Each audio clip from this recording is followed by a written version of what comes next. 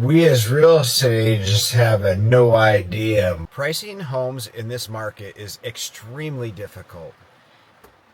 I just looked up a house and I looked at the values, and I can look up Zillow, I can look up the assessor. We have a system where we can plug the address in. It kind of gives you just an estimated value. But that doesn't do us any good.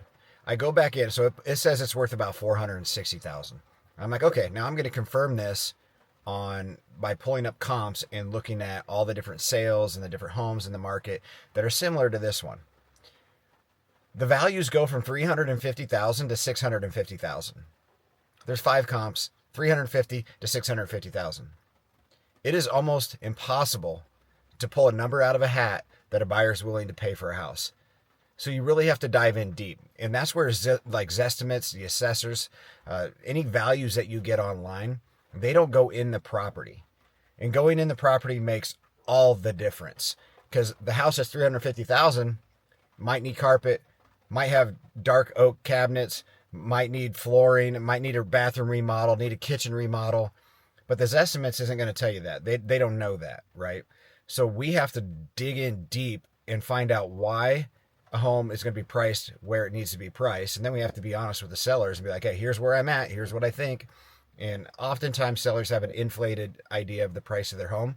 Not always, but it gets really difficult. Now, an appraiser can find a value of a property because they get a purchase agreement, and they have to make sure that the value that's on that purchase agreement can be justified. Well, that's pretty easy because we got values from 350 to 650. So they have a benchmark. We as real estate agents have no idea, Mark. We don't have any idea what a buyer's willing to pay for that house, because all buyers are different. So we have to come up with a value that's going to get people in the door. Our job is to get buyers in the door and show the different benefits of the property and why someone might want to buy it.